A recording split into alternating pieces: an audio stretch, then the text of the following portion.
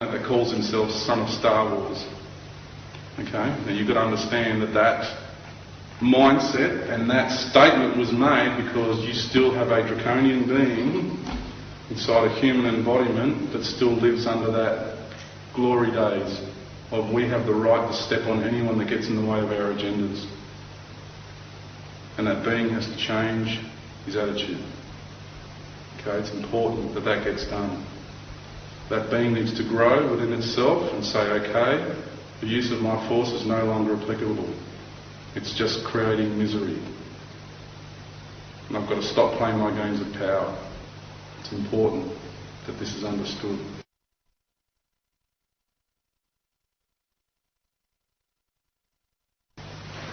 Okay, go back to Rav Hartal. And so he started turning back towards God because he started saying to the serpent queen, I'm not going to do it.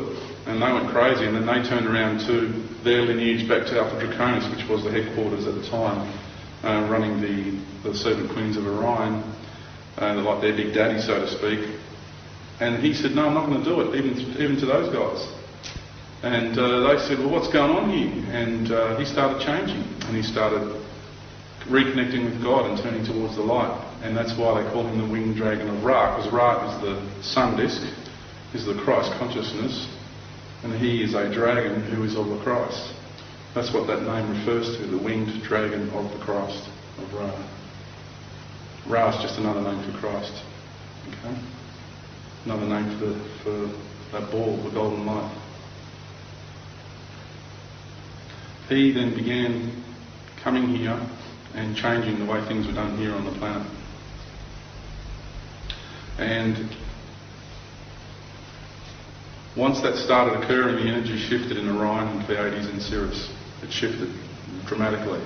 And what happened was then we were given the go-ahead by the spiritual hierarchy to create a third physical embodiment for this grand plan of creation.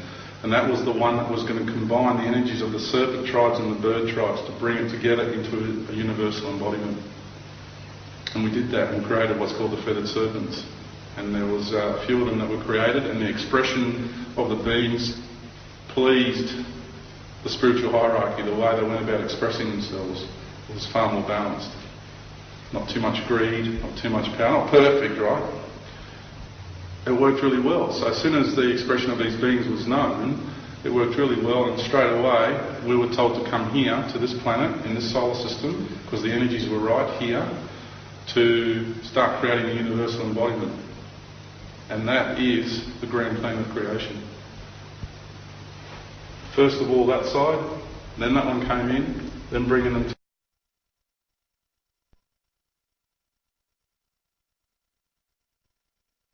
we are on planet Earth, and we're about to, I'm going to go here, in the third, and we're going up to what's called the fifth, where we'll be in very much a lot of the golden light, not totally, but in a great deal of it.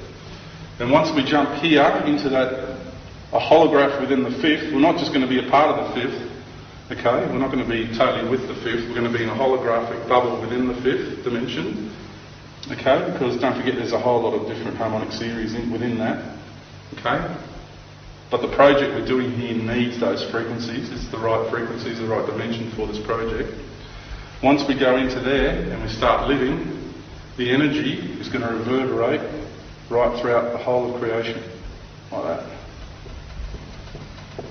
By us going up there into this golden age very soon, right, the energy will reverberate out throughout the whole of creation and start shifting things. Because this is new, this is brand new what we're doing here. What you're a part of here is very, very important in all of creation. This is no small deal that we're here. You're revered out there in all these other frequencies and all those other star systems out there. You're absolutely revered. It's a very difficult thing to come here into this reality and do what we're doing. Very much honoured and very much revered. Okay? So you're very important beings, and this is the process at hand.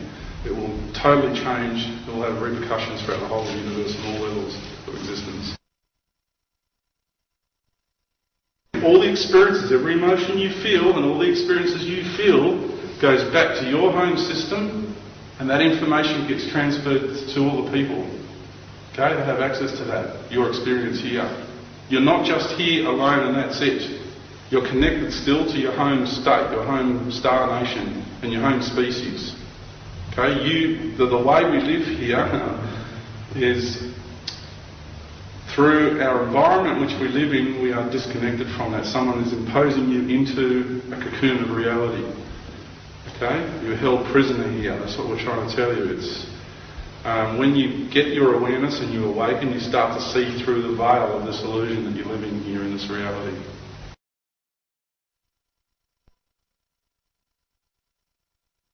Now, Ra-Pa-Atal comes to this planet, and because he changed his ways, he was given a bit of it's fun. He was rewarded, in a sense.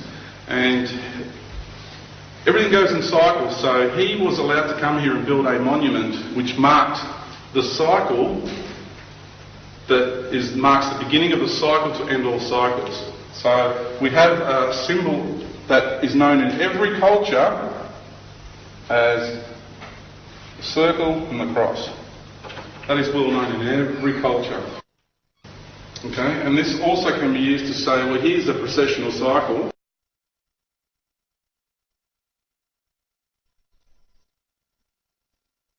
The true processional cycle, and everyone says it's about 26,000 years, is not 26,000, it's actually 24,832 years. But, and I'm saying a but, there's an acceleration factor involved with that. And that acceleration is plus 6.18%, which just happens to be the golden ratio.